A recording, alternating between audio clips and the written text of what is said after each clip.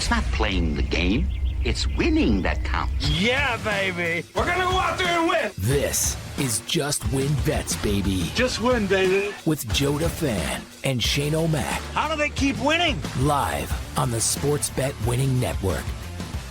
And here we go. Welcome to Monday's edition of Just Win Bets, baby, on the Believe Network. Shane O'Mac, Joe DeFan here. We've got a jam-packed hour long, and we continue to talk about some NCAA college football win totals, and as well as what's going on around the sports world. Let's take a look at the agenda there, Shano. As we have, of course, new rules in the Heisman presentation there. Fans' votes count. So go out there and vote, right? We'll talk about that in just a minute. A recap of the NFL preseason win week one and updates of what's going on. And again, there's going to be new contracts there, Shano. Hey, we talked about that last week. You're the highest paid this or you're highest paid that only lasts a day or two.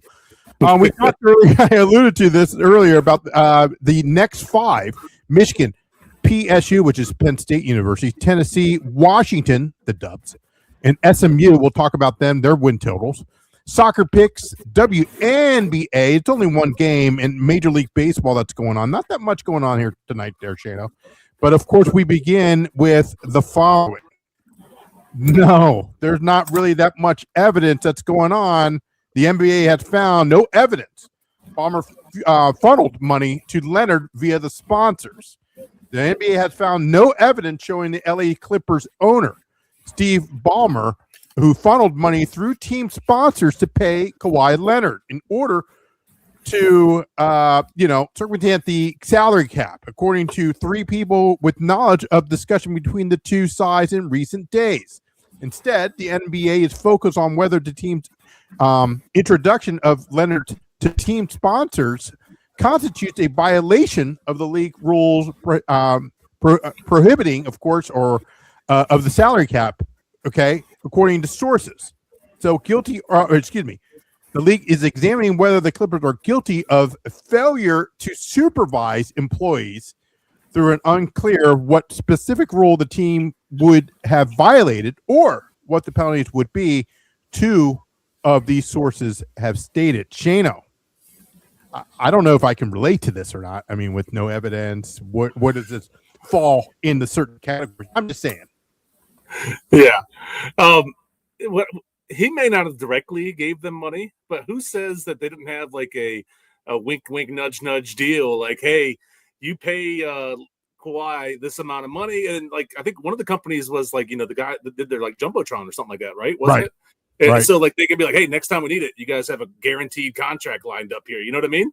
A little like deal made there because they still paid Kawhi Leonard millions of dollars and he did zero work for him. And if they're looking for people to sponsor like that, hey, sign me up. I'll do it for anything. Sure. I get paid millions of dollars, don't have to show up and do anything. Yeah, count me in. But here's the thing that I'm not understanding is, of course, this report of the investigation began in September of last year. Okay, Shano, but almost a year ago, right? Yeah. From a podcaster, as you know, and I know, Pablo Torres. Now, yeah. If this is false, or some people would say, quote unquote, fake news, right? Shouldn't there be some type of accountability here? But on Pablo's part? Correct. Oh, well, I mean, the things are there because it says that he actually signed a $28 million endorsement deal and like he's gotten paid for it and just sure. There was no work shown towards that. But right.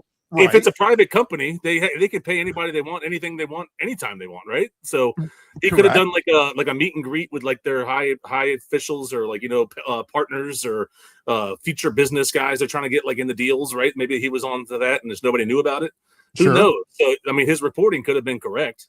It doesn't mean that just doesn't mean that the Clippers had anything to do with it. Okay, or the reporting may have been correct to a certain extent. Right. He didn't get the whole truth, or he didn't get the whole story. He only got bits and pieces of it. Yeah. And then he tried to figure it. I'm just saying, I'm not making any type of accusations. But if there's something that's okay, wait a second, you brought up the private part of the private company, et cetera, et cetera. If you didn't get the whole story, you only got bits and pieces of it, that's a huge, huge red flag in my book. Yeah, it could be. It just now the NBA can't find anything linked to it from the clip ownership down to the sponsors. So he could have been saying that that's another way they got it. I mean, who knows? I'm sure Pablo Torre will talk about it more. I mean, he's a pretty respected journalist, though. I mean, the guy's been around forever. He's broken many stories before. He's been on, like we said, like Around the Horn, and I think he's filled in on PTI a few times. Sure.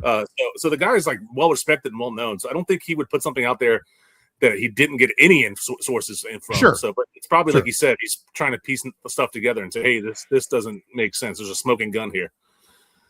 Well, I mean, it just seems like if everything is, hey, the investigation found out that we didn't find anything, blah, blah, blah. This is damaging, I believe, for Kawhi Leonard as well as the Clippers. I'm just saying. So damage, regardless if he's found guilty or not, there has been some type of damage. There needs to be some type of damage control if he's innocent of all of this. I'm just saying. Yeah, I don't know what they can do. The NBA can't do anything to Papa Torre. I mean, they could sue him or something like that, right? They could sue him, or some type of settlement on the side. Hey, look, they could do something like that. But other than that, there's not much other they can do. It's not a criminal offense. I don't think they would sue Pablo. I think they would sue more. Wouldn't you go for the big fish, ESPN? Yeah, I guess you could do that, right? I'm just saying, a lot more money. They got more money than Pablo.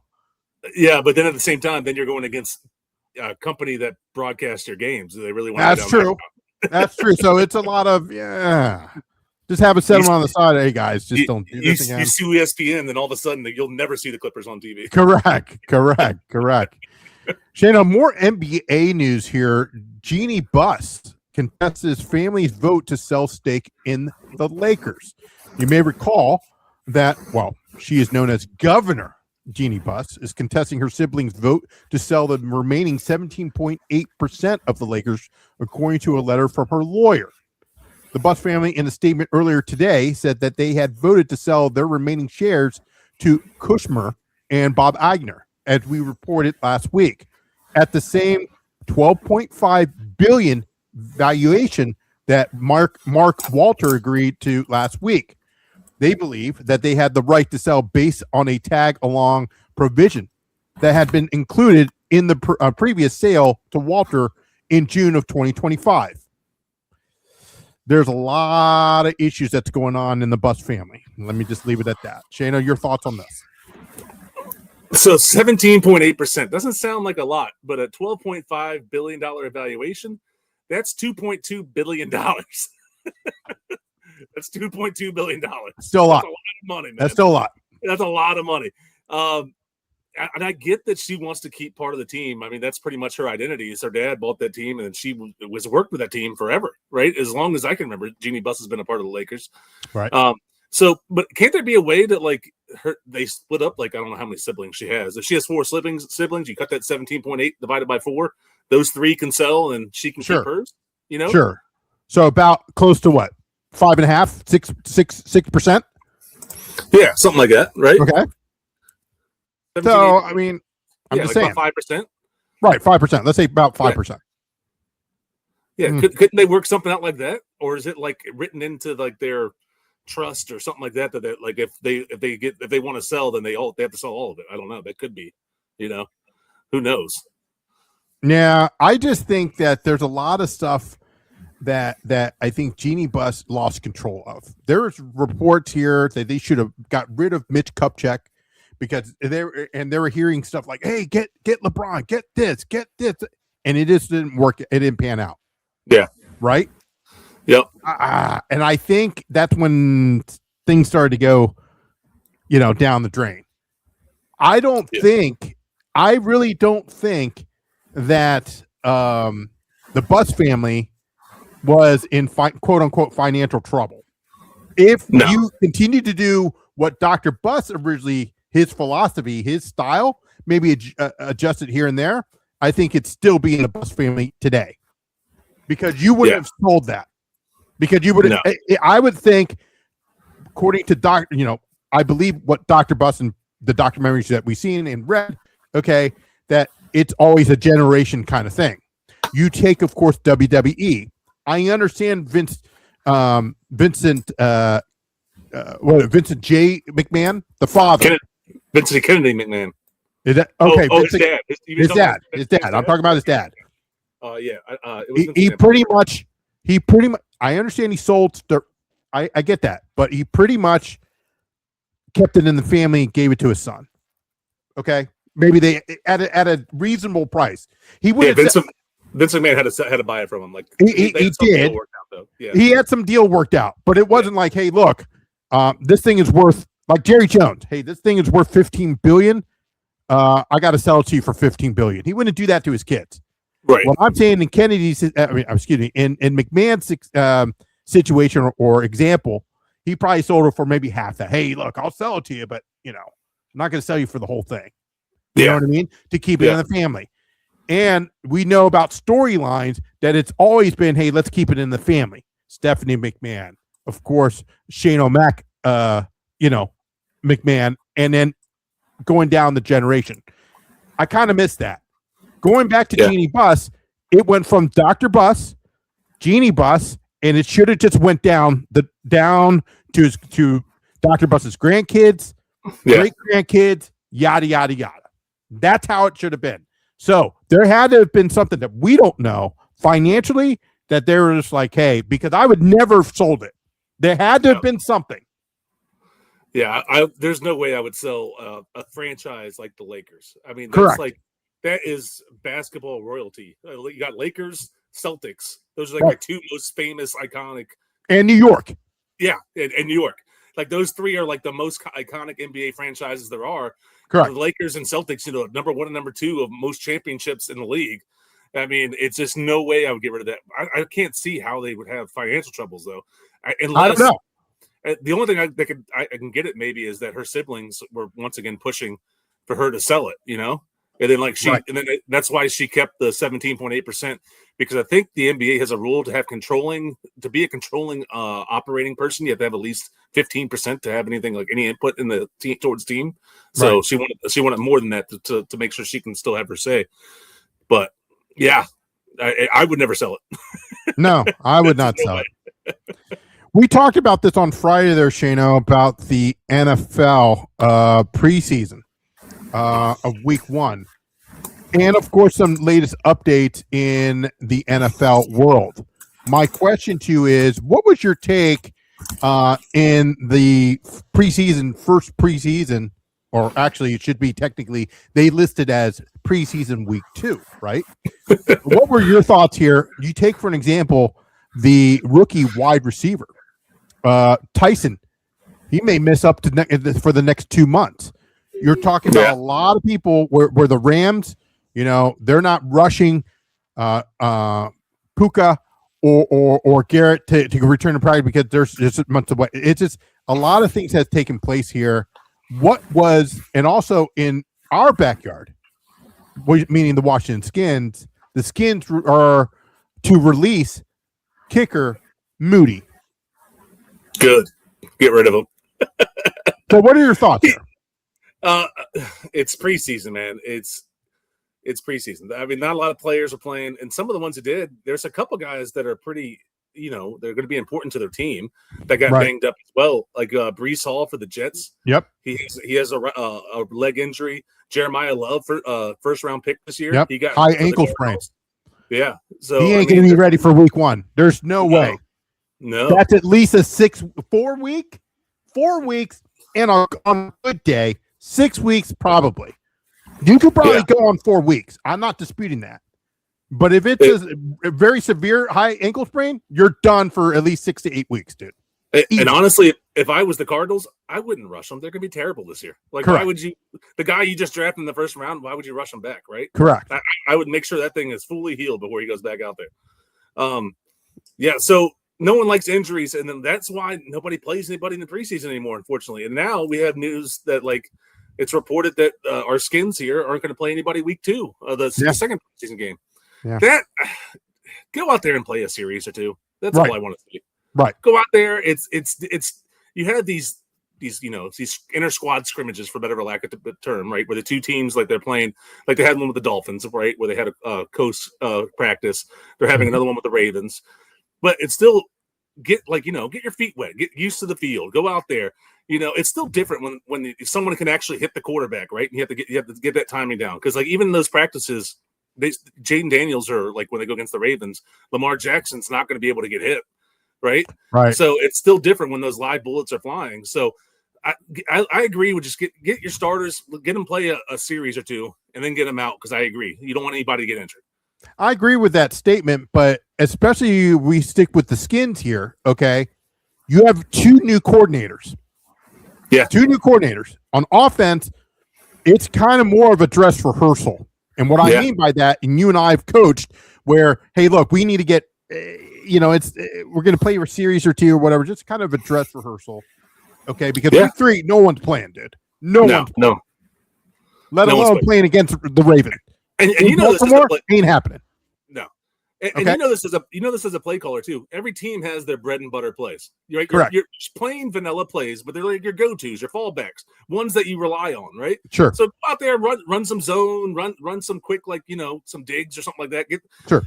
Not digs the player, but the actual route digs, right? So run something like that. Get the guys just used to being on the field together and huddling up and stuff like that. Get the team going, because especially in our Skins case, we looked at their schedule. The beginning half of their schedule is brutal, man. Yep. And if you start off slow, that's DQ is going to get ridiculed. Be like, hey, why didn't you play these guys in the preseason?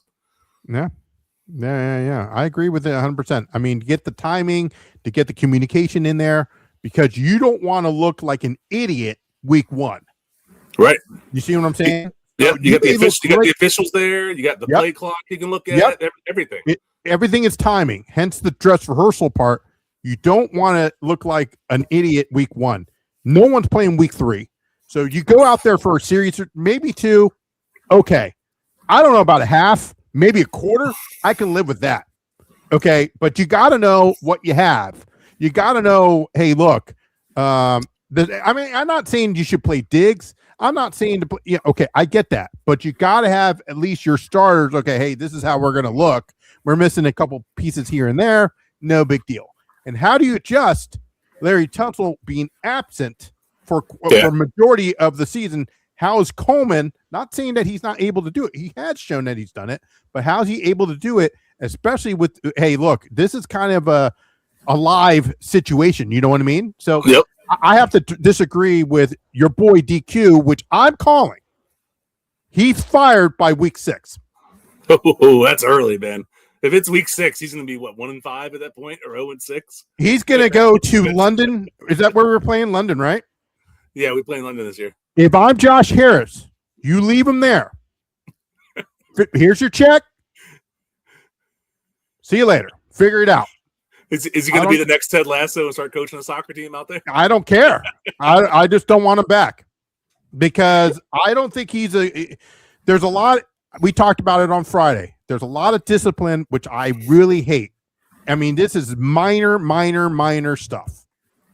Okay? Yeah. I get, hey, we weren't lined up.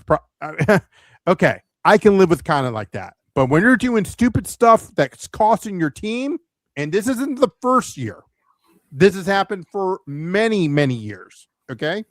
That's what kind of pisses me off. So fix that, and he hasn't done that. I don't see any discipline in this team, because you don't see that. You don't see that in Andy Reid's backyard. Yeah. You don't see that, in majority of the NFL teams. That's all I'm saying. Do you know what's crazy is how much times have changed? I saw something, someone posted it on, I think it was the YouTuber X, can't remember, but it was a preseason game with Tom Brady and Randy Moss on the Patriots, the team that went, almost had the perfect season. They lost in the Super Bowl to the Giants because the helmet catch and all that stuff. But it was a preseason game, and both of those two, Brady and Moss, were playing in the third quarter of a preseason game. Everybody like, there's no way in hell that would happen nowadays. There's no way. No. And that wasn't that long ago. I mean, it's long ago, but it wasn't like, it's not like we're talking players like Gale Sayers or somebody. Right. It's a modern era of football, right? Yeah. And so it's crazy, like how much times have changed. It's nuts. Speaking of football, we're going to move to this next one here, Shano, about the Heisman Trophy platform. You ready for this? The new team at Heisman has launched Heisman Hopefuls. a data storytelling and fan voting platform aimed at expanding the conversation about the award given to the most outstanding player in college football. The platform will feature official player data and regularly updated EA Sports college football player rankings, and will allow fans to place the first official vote for the Heisman Trophy. Your thoughts? I think it's cool, man. It only counts. So I looked this up. There's Right. right now there's 930 voters that go towards the Hall of Fame, or not the Hall of Fame, the Heisman. Right? You have 870 that's selected by media personnel, and then you have every living Heisman winner ever gets a vote, which I think that's already cool as it is. And there's 60 of them still living, it says. Right? So that's 930. So the fan vote only counts as one extra vote for that total thing. Sure. So, but it helps drive interest, which I like. Right? It counts towards one vote for that whole thing. I kind of like it. It's a little different. I kind of like it. Get some hype around it. I like it a lot. They do it in other leagues there, Shano. They do it obviously in the NBA, right? Because it's more of a popularity contest, in my opinion. Yeah. Right? They do it in baseball. Why not college football? I agree. I think they need to talk more about it, hype it up. Hey, get the conversation going, get the water cooler conversations going. You know what I mean? So yeah. I think this is a good step in the right direction for college football. There's a lot of stuff that I don't agree with college football by expanding kind of like the playoffs. Right. And I've been vocal about that for weeks, for months. Don't do that because, hey, we've been begging for, hey, let's move it from four to expand it. Now it's going to be this part. How many teams are going to come out of the Big Ten or the SEC? What does a 3 losing? You lost 3 games. Do they make it to the playoffs?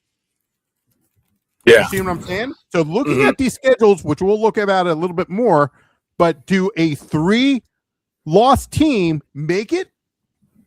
Yeah, I mean, it's at that point. I mean, why even doing it? Right. I think that they're at 12 teams right now, right? Yeah. And they're talking about doubling that. Yeah, don't go more than that. No, just don't. Leave it alone. I guess unless they're trying to get more mid-majors in there, and mid-major teams are fun to watch, but eventually they're going to get steamrolled by somebody. It's just the way it works. They're going to go up against Georgia in the second round and get blown out 48-10, and nobody wants to watch it. Sure. Shannon, we're going to step away, and then when we return, folks, we're going to talk some more college football as we talk about five teams coming up next, which consists of Michigan, Washington, Tennessee, SMU, and Penn State. We'll talk about that next, and what their win totals will be right after this.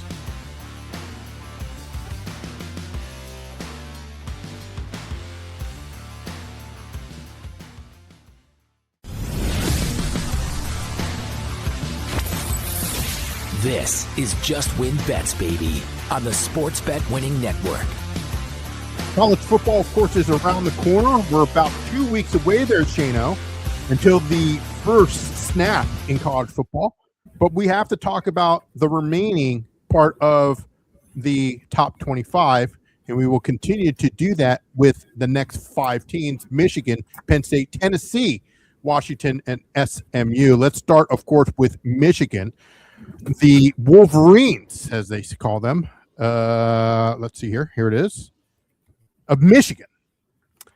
And we have there, as you can see there, Shano, 7.5 over 186. 8.5 is a lot more. It's in money there now.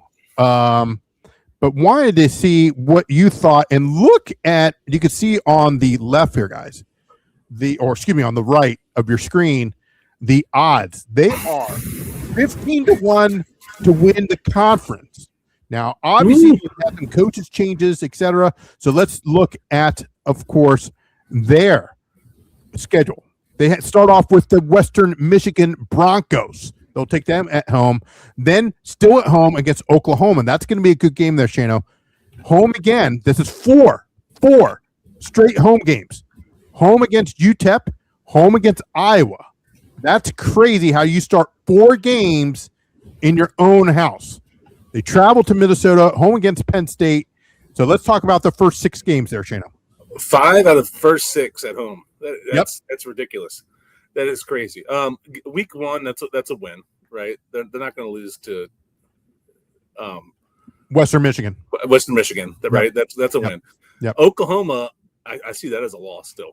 Oklahoma, they played last year. Oklahoma beat them pretty handily. It was the score didn't really show it. It was 24-13. Right. But if you watch the game, Oklahoma really controlled that game. Yep. And Oklahoma's quarterback, John Mateer, who's coming back for the Sooners this year, he had 270 yards passing on them with 75 yards rushing. I mean, I think that kind of shows that, like, and he's not going away. I think Oklahoma runs, and it's still early in the season where Michigan's going to be dealing with new coaches and all that stuff. Right. I don't think they're going to be in their full swing of things yet. So I got Oklahoma winning that one. I agree with you. I think they're going to run right up. I think they're going to run down their throat. You know what I'm saying? UTEP should be a win. That's a win, UTEP. Iowa's could always be tough, but I think Michigan should be able to beat Iowa. Okay. Minnesota, I don't think they'll have a problem in Minnesota. Okay. Penn State is where it gets a little tricky again. What do you think about with Penn State? I think they beat Penn State. Okay. I really do think. I mean, again, they're gonna have new coaches as well. Yeah. Because Franklin now is the head coach of Virginia Tech. So I think they're going to have some. That's going to be a close. It's going to be a nice, good game and a close game, and it's middle of October, so you never know.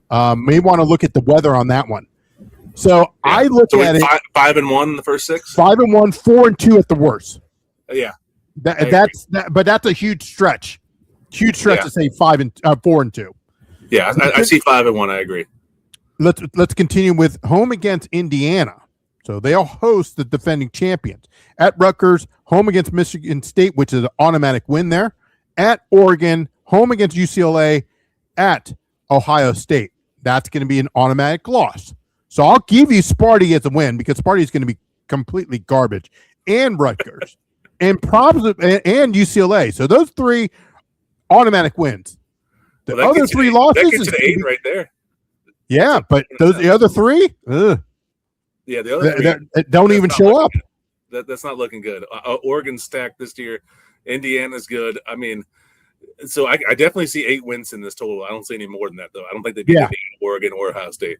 Yeah, so that's why they have the odds there pretty or the over at pretty high. A lot of juice there, minus 186. Yeah, I wouldn't go over 8.5 though. No. That means they have to win 9 games, Shano. No. It's squeaky bum time if you know what I mean. I don't see it. I don't see it. I agree. I think over 7.5 is a solid play, but I wouldn't go any more than that. Let's move, of course, to our next one, Shano. Penn State. As you can see, the schedule there, the win total there is 8.5 at minus 166, under plus 130 to win the whole enchilada. That is the win. The Big Ten here, Shano, is at plus 230 for Penn State. I don't understand it, but okay. We have, of course, Marshall. They host Marshall at Temple. Home against that's Howard Bisons. That is the Howard Bisons. What you see there, Shano. Home against Wisconsin at Northwestern. Home against USC. I'll fire the first shot. 5-1. Yeah, the first 3 those are straight wins. The first real test is Wisconsin, right? Wisconsin, I think, can make the game ugly, but I think Penn State should be able to win it. That's not Howard. I apologize, Shano. That's not Howard. I didn't mean to cut you off. That's Buffalo Bulls. I apologize. Okay. Buffalo. Okay. Sorry. Doesn't matter. They should beat Buffalo too. Right. My mistake. Wisconsin, I see, is like their first tough task, right? But I think they could probably beat Wisconsin. Sure. They're going to beat Northwestern, but USC, I think, is probably going to be their loss there. Right. Well, Wisconsin, I think they do beat them, but again, they're at home. So and Wisconsin, sponsored by Culver's. They got Culver's on the jersey. That is correct. They got some good post-game meals at Wisconsin. I would assume. I would definitely assume. Moving on here, Shano, we've got at Michigan, home against Purdue. That's a win. At the Dubs. And that's going to be, I mean, they got to fly cross country for that one. Home against Minnesota, home against Rutgers, at Maryland.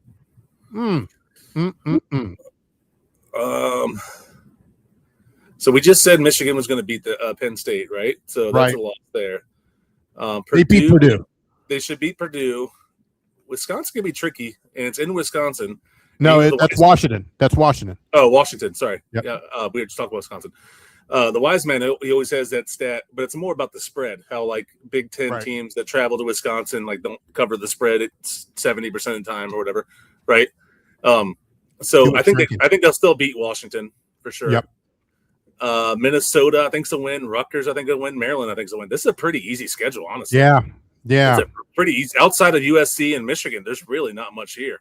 Well, the first column and the last column, there's your 6 wins right there.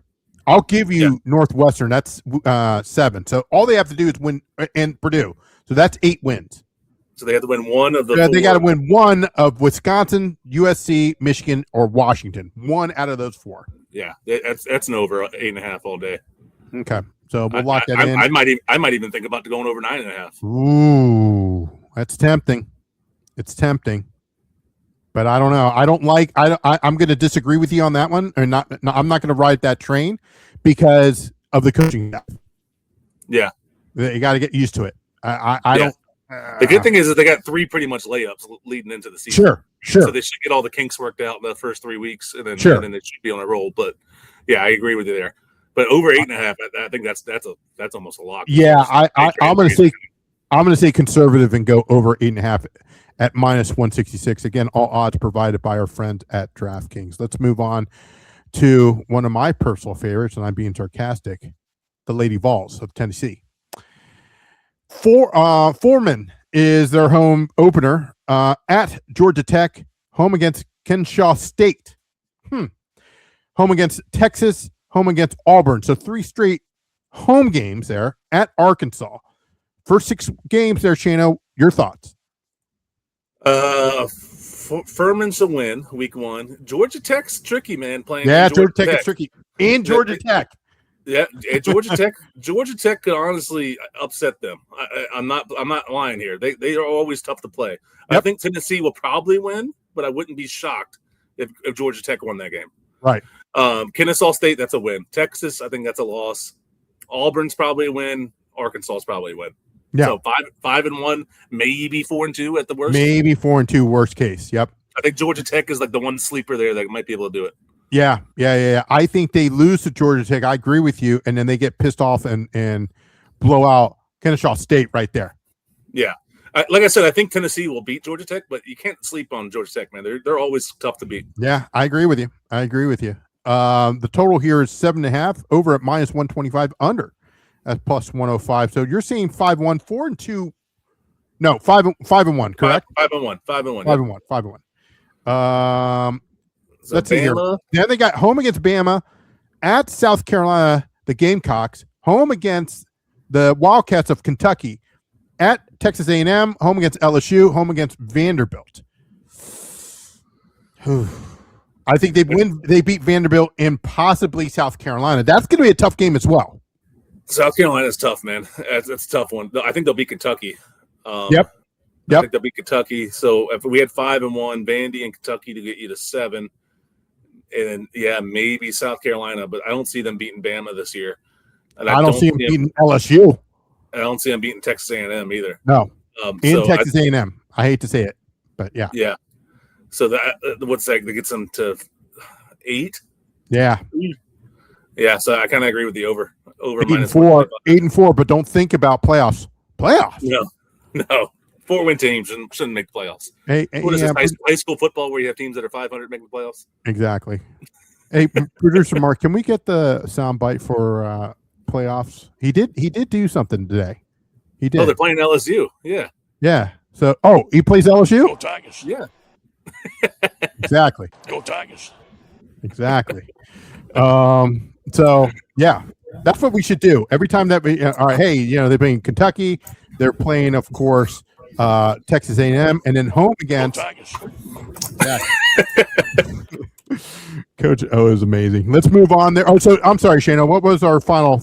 We're going over? Over 7.5. I think I see 8 wins here. Okay, so over 7.5 at -125. Let's move to the Dubs. I love the dog, man. The dog is my boy, dude. The husky, love that dog. Yeah. Home against, they got 4 straight home games as well. There, Shano. They start off the season with a home against Washington State. They're rivals, obviously. Home against Utah State. Home against Eastern Washington, I believe. I believe that's Eastern. It's Eastern. That's Eastern Washington. Yeah. Okay, Eastern Washington. And then they have, of course, home against Minnesota, at USC, home against Iowa. 5-1. 5-1. I Maybe see them 4-2. I see them losing the USC. The first 3, I think, are pretty much gimmies. That's a lock for them. Yep. And then Minnesota's a pretty tough test at first, but I think that's kind of going to be like a warm-up game for USC, but I think USC beats them. And Right. Iowa's always tough too, but I think they'll beat Iowa. I see 5-1. Okay, moving on. Purdue at home. That's a win. At Nebraska. Ooh, it's tough, but I'll give them the win. At Penn State, it's a loss. Home against Sparty. That's a win. At Indiana, home against Oregon. Don't show up for the last 2 dubs. No. Nebraska, I know you said, I think they'll beat Nebraska, though, because if you look at the dates between there, they have like 2 full weeks. They're coming off a bye there. But, sometimes that means more drinking and partying, like as we talk about all the time. But I think that could be helpful. So I see them, they're losing the last 2 for sure. They'll lose to Penn State. So the 5-1, and then I see 8 wins here again. Man, minus 170 though. Woo! I wouldn't go more than 8 though. Yeah, I was thinking about maybe more than 8. That's what I'm trying to calculate now. I don't. Who else do you see them beating though? Because they're not going to beat Oregon. Okay, they're not going to beat Indiana, right? Right. I don't see them beating USC. The only one maybe would be Penn State to me. Yeah, that's what I was a little confused on that one. It is home against Penn State. It's not at Penn State. So again, that's home against Penn State, where producer Mark again with the screw up. Hey, look, I got to call him like I see it. So if we can update that. So right there it is. See, look at that. See, look at that. He's on it. Don't worry about him. He's on it. So, hopefully the rest is correct. So, yeah, 4. So they got 4 straight home games there, Shano. I think that's all wins there. At USA is a loss. USC, is a loss. Home against Iowa. So 5-1. I agree with you for the first 6. Then they have to travel. They have to see, Purdue is away. The last 2, the next 2 is away. So he got that confused. At Purdue, at Nebraska. Yeah, at Purdue, at Nebraska. And Sparty's away too, at Michigan State. And Oregon's at Oregon. Indiana's home. Yeah, he messed up that whole second half. He messed up the whole thing. What is he doing? It's okay. It doesn't matter where they play Oregon. They're not going to beat them. They can play Oregon in the backyard of my house here, and the Oregon will whip up on them. Right. So you said home against Indiana? Indiana is home. Okay. And then it's at Oregon. At Oregon and at Sparty. Yeah. This guy, what does he do? I honestly, and you know what? I had lunch with the guy. He kind of slapped me on the wrist and said, "Hey, with the profanity on Friday." So I was like, "All right, simmer down now." I was like, "Calm down." All right, can we update this, please? He's updating it. Look at that. See? Call him out. You know what he reminds me of? Remember the movie Lean on Me? No, Lean on Me. Yeah. Where they're yelling and screaming. Yeah. Benson and he wasn't Robert, whatever. There, look, he fixed it. There we go. Benson and he played Benson, Robert Guillaume, I believe, or whatever his name is. And Morgan Freeman. They're yelling and screaming. And it's like, they're yelling and screaming. And then at the end, Benson goes, "All right, let's go grab something to eat." That's what it is.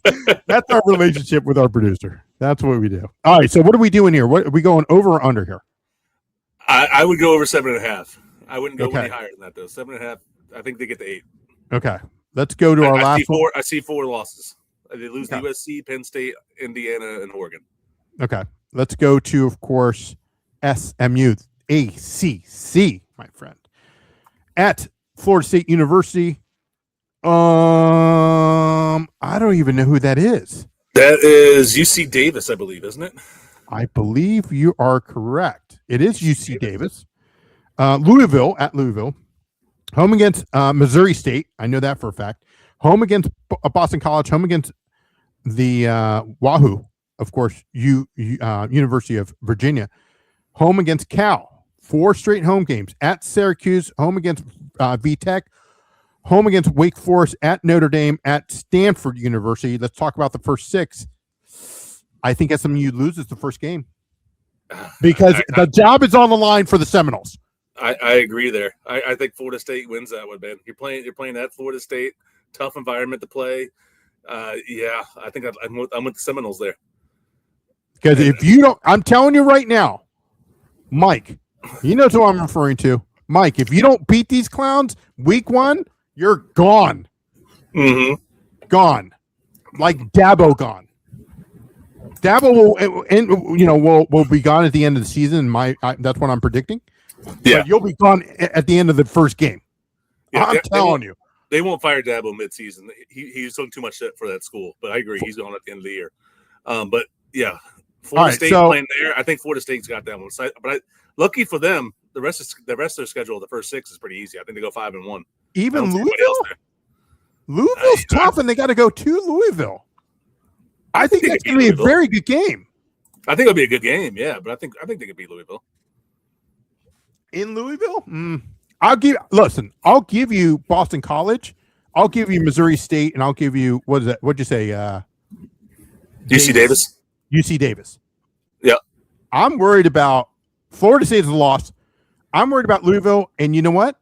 I'm going to give a little bit of credit here, Chano. I'm going to give some credit to the Virginia. I can't believe I said that, but I'm going to give it a little bit. I think they lose. Either they win or lose. They split 1-1 between Louisville and Virginia. All right, you can see that. I don't see them. I think they beat all of them. So I say 4. I see 4-2 here. All right, I see 5-1. Okay, continuing home against California, at Syracuse, home against Virginia Tech. I think they win all 3. Yep. Home against Wake Forest is a win. Yep. At Notre Dame is a loss. Loss. At Stanford is a win. Stanford's a win. So they get to 9 in my book. Yeah. But according to you, they get to 10. I think they get to 10. I don't know. I think they get to 10. I don't know. Louisville is a question mark.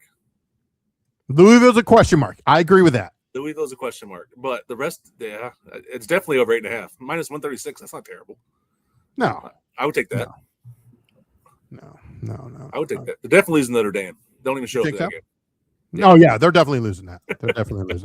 No question about it. But you never know. But, hey, don't knock. I'm telling you, don't knock the University of Virginia. I think they got something special going there. I'm just saying. They're getting better, man, but they're getting better. I root against Virginia and Virginia Tech because I can't bet on them. Yeah, well, that is true. And I don't want to go across the bridge, just for that.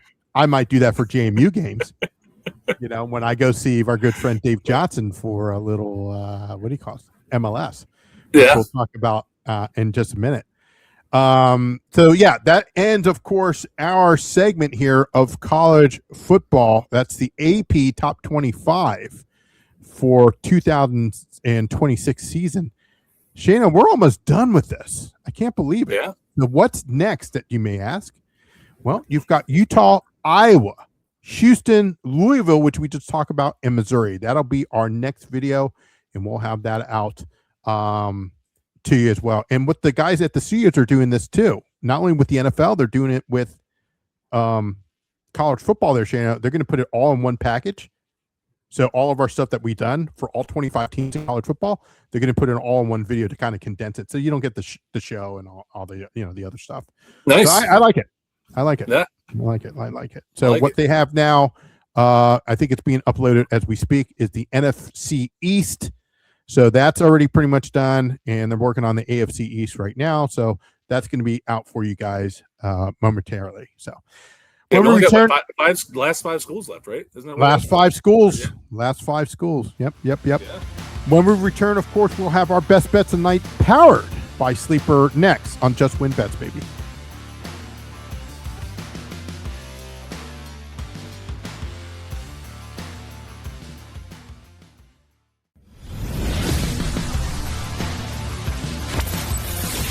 This is Just Win Bets, baby, on the Sports Bet Winning Network. All right, I got to be honest with you. On fire domestically, not that great internationally. I'm going to change it. I saw what the problem was in soccer for me. We're going to explain it in just a second. The lower leagues look pretty good there, Shano. I'm talking about League 1 and League 2. Looks pretty good. I'm having trouble with the EFL Championship, which is, again, the Tier 2 of the English Premier League. So I had to adjust it. In La Liga as well, it's just bad beats. I'm getting screwed here 93rd minute, 97th minute. I don't understand. They're scoring a goal.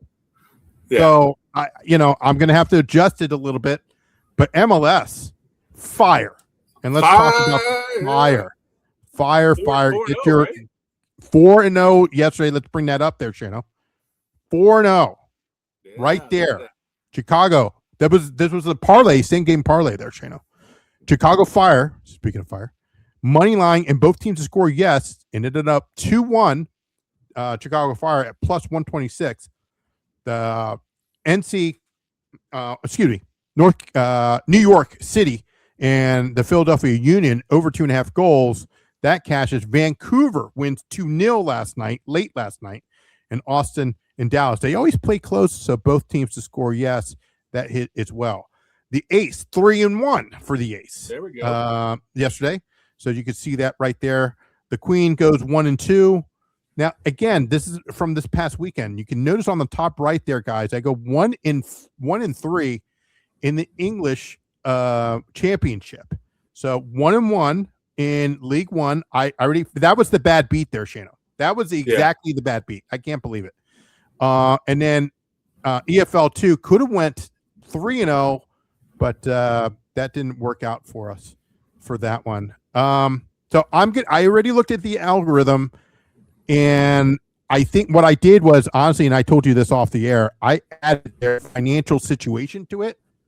And I think if I take that back out, the numbers came out right. So I'm going to take it out because I didn't convert pounds from pounds to dollars. Yeah.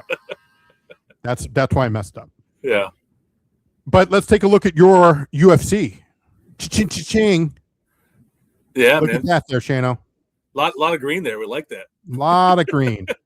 lot of green. The parlay kind of killed us, but it was right. We made up for it with all the other bets. Who was the guy? Malik Abdul Malik, who Lou and I both thought would win. We thought Stoltz would put up a good fight, and he did because he ended up winning. Yeah. We didn't think he would win because Lou was like, he said he was taking the over on that fight. Right. Or he didn't say that was his official pick. He said if he was leaning somewhere, he would take the over. And the over hit, and that guy ended up winning. Abdul Malik is a guy the UFC has been hyping up forever. He was a minus 700 favorite and lost. Oof. So that is bad. That is bad. But the rest of the card, pretty good, man. Gary plus 9.5 points. He put on a great fight. He lost, but he put on a great fight. Enough for us to cover. Mackenzie Dern looked really good. She dominated that fight, I think. Dominated. Yeah. Back real quick to the Machado Gary there, Shano. He won round 3 easily. I think he won round 3 and 4. Only one. Really? Judge, okay. Only one judge had him winning round 4. Every judge had him winning round 3. I saw the cards online. Right. But one judge had him winning round 4, and I think he won round 4. But Islam definitely won the other ones. But it doesn't matter. It was enough for us to catch our win there. So that was good. And we got to give credit where credit's due there, Shano. Of course, Lou called that one on the show last week. That's beautiful. Hey, my original bet that I told him I was thinking Islam money line plus the over parlayed together, and that would have hit as well too. So, but I like that other bet that he had better just because I think Gary before the fight I thought he had a chance. If he would have won by knockout or something like that, if you have the plus points, you still win. You still win the bet. So I thought that was a better play. So, So thanks to Lou for giving us that one because that was a great win. Yep. And then of course Dern and over 2.5. That parlay hits, and minus one at minus 105, plus 105, correct? Plus 105. Yep. Yeah, plus 105. So that's Yeah. plus She 20 there. she won by decision. So you could, if you had that.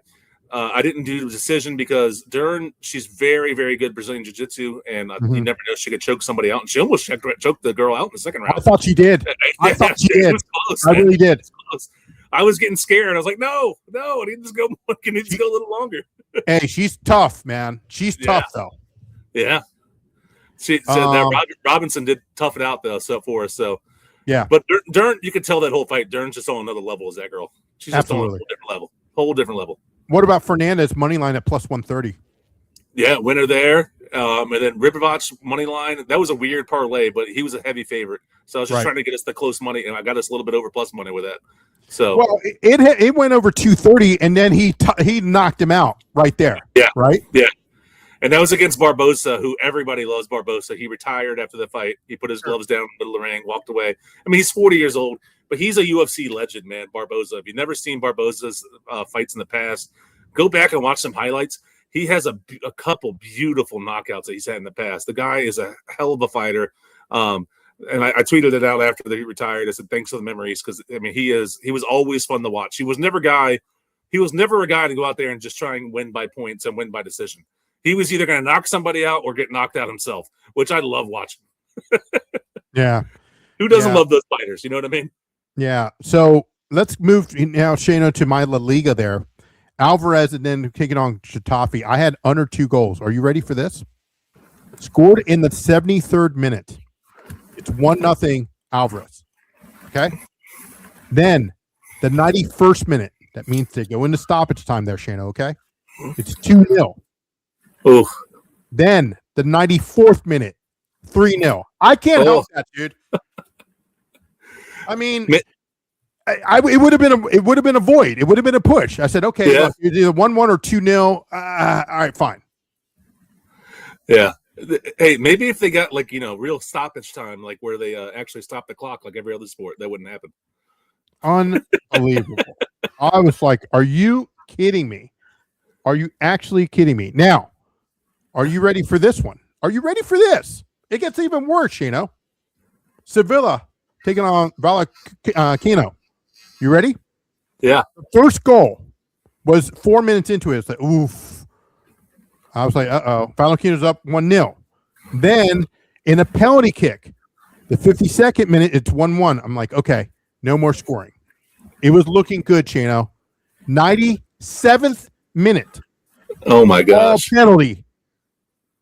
They called a penalty. Now, and are you ready for this? It gets even worse. As you know, it's 11 on 11, just kind of like regular football, right? Yeah. But in soccer, as they call it, football over there. This is making it even interesting. In the 88th minute, the team Sevilla, who won at the end, 2-1, they got a red card in the 88th minute. So they're down a man, and they got the penalty. That's what even pisses me even more off. I can't help that. These are 2 bad beats. 97th minute is a rough one, man. That's like right when the game probably was going to be ending. That's a rough one. That's a rough one. So I made a little bit of adjustment, not that much. And let's take a look at tonight's plays there, Shano. And you could see here, we win in La Liga. Both teams score at minus 111, so made a little bit of adjustment. Again, still having trouble with championship. I'm going to look at it. It ended up 1-1, Cardiff City and Wrexham. Wrexham was controlling the whole match. I think Wrexham has a chance to make the playoffs, possibly going into promotion, because they got a lot of Deadpool money that's going to come in, and a lot of, hey, it's not sunny in Philadelphia money. I never watched that show there, Shano. It's great. Is it good? Okay. It's good. Right. The first season I thought was okay, but the second season on, when Danny DeVito joins them, it's hilarious. Okay. Okay. Do I still need to watch the first season though? No, not really. Okay. They're all kind of like independent episodes of each other. They have some episodes that play back before, call back to stuff that happened in the past, but not a whole lot. They're all pretty independent. Okay. So apparently there's a new season, what have you. So well, we know that. Yeah, apparently there is. Let's look at baseball here, Shano, with the ace. He gives up the run and a half there.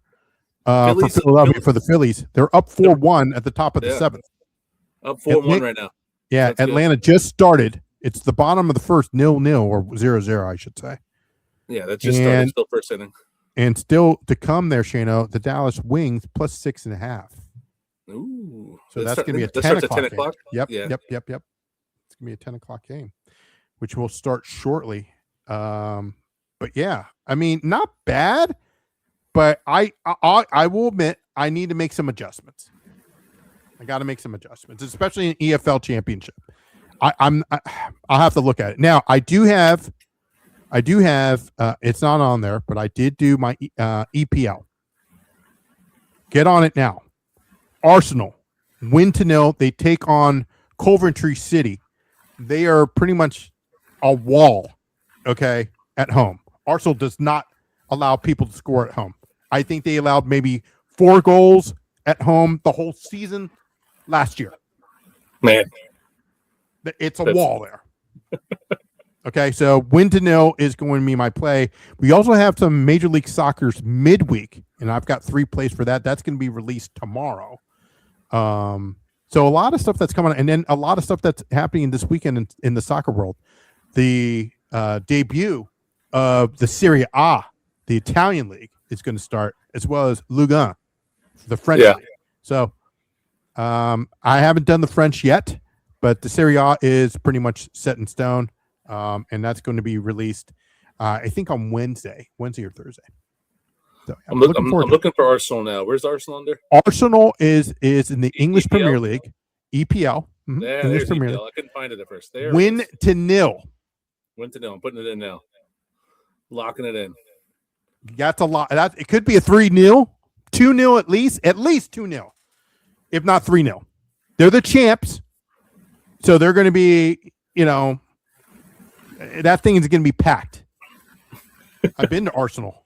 Trust me, I've been there. It's very nice. I've never been inside, but the folks over there, I got a kit. I don't have it on me right now, but I've got a kit of Arsenal. So I have to stay neutral, as you know. But yep. Very nice folks there. Very nice. And there's a lot of convenience stores around there. Their shop is huge. They do the printing. They put their, your name on it, blah, blah, blah, your number, whatever you want. They take care of you, man. They're great. But, Shano, a lot of this, they make bank over there. Oh, they definitely do. They definitely do. I don't understand it, dude. I don't understand it. Got it locked in. And Birmingham City, who's a coach or one of the owners, is, of course, Tom Brady. They won this weekend. I'm telling you, Shano. The money follows. They're in championship right now, tier 2. You go to Premier League, big money. Big. Just saying. So it's kind of like going from BJJ to UFC. Up to the UFC. Yeah, or like from Fight Night to Numbered. Yeah. I'm just saying it's big. Yep. So it's like those UFL guys who are getting signed by the NFL. They're getting that big. Correct. From UFL to NFL, from practice squad to, hey, you're at least you're on part of the 53-man roster. So those are my bets that we have so far. We'll have more bets going on, but stay with us. We still need to make some adjustments, and we are about 2 weeks away, Shano, from college football. So coming soon, man. Coming soon. Yep. Can't wait. You've got a lot of these preseason games already. You've got a lot of homework on your end to do this weekend. Not only do you have UFC Fight Night, but also PFL with Cyborg. Yeah, PFL. They're going to be fighting each other here too. It's going to be the same time, same date, same. Yep. Both Saturday night. So you need to have the bait. You need to be in the studio here. Okay. You got both of them going. Yep. Cyborg is going to be her last fight. She's already said it, so she's retiring. So that always comes into play. Mm-hmm. The girl she's fighting, I think, she doesn't have a terrible record, but she's not like a world beater either. So I have to dive into the numbers and figure out where I'm going to go with that one. Okay. But Cyborg's a big name that's going to be retiring here. She's 41 now, so I think she can retire now. And this is going to take place in Tampa Bay, Florida, or Tampa, Florida, I should say. Yeah. And the fight night's in Sacramento, I believe. Sacramento, California. Jeez. Talk about And cross country there. the main event in that one's is a pretty interesting fight. Anthony Hernandez versus Gregory Rodriguez. That should be Okay. Gregory Rodriguez, you've seen him fight before. His nickname is RoboCop. Oh, yes. That's RoboCop. I don't recall this Hernandez guy, though. He goes by Fluffy. That's like his nickname. Oh, Fluffy. okay. I know who that is. I've seen him before. His last fight was earlier this year. He fought Sean Strickland, and Sean Strickland knocked him out. But before that, he was he won like 6 or 7 in a row in the UFC, and then Sean Strickland knocked him out. And Sean Strickland's the current champ, so it's not like no shame losing to Sean Strickland. No, it's a pretty good card there, Shana. I'm looking forward to the light heavyweight bout there, and De Ridder. De Ridder, guy from the Netherlands. Yeah, from De Ridder's pretty That's good. Marcel's backyard, my friend. Yeah, De Ridder's pretty good too. He's coming off 2 straight losses, which is a concern. But the guy he's fighting is also coming off 2 straight losses. Right. But, if I had to guess, I haven't even looked at the odds, but I would say De Ridder's probably favored in that fight. And then you start the main card, Shano, with the heavyweight. You love that. I love big boys throwing big hands. That's what I love. Yeah. That one's going to be hard to predict there, though. Is only because Chapman has never fought in the UFC before, and the guy Anthony Wint that he's fighting, he's never fought in the UFC before either, and he came here through Dana White's Contender Series. Oh, okay. So this is his first like official UFC fight. So that's a hard one to predict sometimes when you don't have when they're both new into the UFC. Right. You had brought up the Contender Series. Okay. Mm-hmm. That's on tomorrow. Yeah, tomorrow night. Jeez. We're gonna try to get the young man that Lou recommended. Y2 Casey. Y2 Casey. We're gonna try to get him. Producer Mark is working on that as we speak. But man, I'm telling you, the Contender Series is as they say huge. Yeah, we can get him on. Talk some fights with him.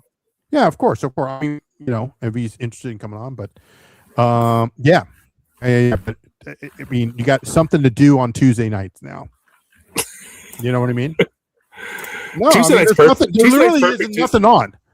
Yeah, I was like, and Tuesday night's perfect too, because even when football starts, I mean, you got Monday Night Football, nothing on Tuesday. Dana's a genius, man. Yeah. I just don't understand. I mean, how did he get this good in regards to marketing? You know what I mean? Yeah. Yeah. And that's good. Yeah, go ahead. Hopefully, he does the same for Zuffa boxing. I think Zuffa's going to take off. I really do believe in Zuffa boxing. I really, really do. They're promoting the hell out of the next Zuffa boxing fight. Not only that one. Yeah, not only that one, but that's not going to be Zuffa 11, Boxing 11. Okay, that Zuffa Boxing 11 is going to take place in England. Yeah. Okay. So the next one, of course, is Zuffa Boxing. Our good friend Joe A. Martinez is going to be there, obviously, but that's not. I don't know why they skipped that. I didn't have a chance to ask him. He's very busy. I might ask him one of these days and say, "Hey, why are you just going? You've been doing. It's kind of like a numbered event, but then you just switch it off as it's a Zuffa Boxing. Maybe they treat it like a fight night. Yeah. I don't know. Yeah, I don't know. They should change it to a different name, but 11's coming around. 12 is man. Shana, before we go, what is your thoughts on UFC 331? UFC 331. Let me pull up the card just so I have it in front of me. See what other fights I like on that one. Or was it 332 that they announced? 333 they announced. With Van. You know how they had Van? Oh, Van's the next one. Van is the next one. That's 331. Okay. Our friends at Next MMA don't have it up there yet. So that means they're going to go to UFC's website. So what wasn't there one that they announced? UFC 332 or no? Or they announced 333. Why didn't they announce 332? I have no idea. But 331 is the Van Pantoja 2. Okay. Yep. That's taking place in California. That should be a good one. At least that fight there, I'm looking forward to a lot. And then like the co-main event is a pretty good one too. You got Mauricio Hufi versus Arman Tasarukin. That should be a good one. Patricio Pitbull's on that one. He's always entertaining. Yep. So that should be a pretty good card. That should be a pretty good card. I kind of like 333 with my boy Alex the Great, man down under. He's from Australia. You know, I love that guy. Oh yeah, the 333 looks stacked. Dude. That looks like a stacked card. I mean, that card is good from like top to bottom. Yep. It is got Volk, like you just said. He's fighting, of course, putting the belt on the line against Evolov. Evolov's a really good fighter. Peter Yan is another champ, putting the belt on the line against Mirab. So that's a good fight. Lanier Kavanaugh, he's a good fighter. He's on that card. Dominic Reyes is on that card. There's a lot of big names on that card. That's a very good card from top to bottom. Like I said, I'm concerned. Why didn't they do UFC 332? I trust Dana. Obviously, I bought in big time. That's going to, of course, take place in the beginning of October. Pretty much the end of October. We'll be joined, of course, with our good friend Lou Finicaro for that one for 333.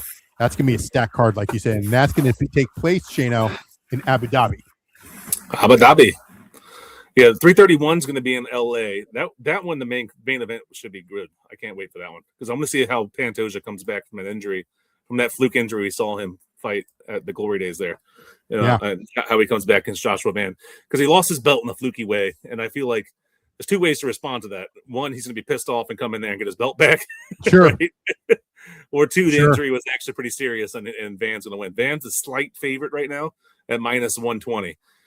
So pretty close to even odds there for Van versus Pantoja. That's going to be a banger, though. Well, that's going to do it for us for tonight.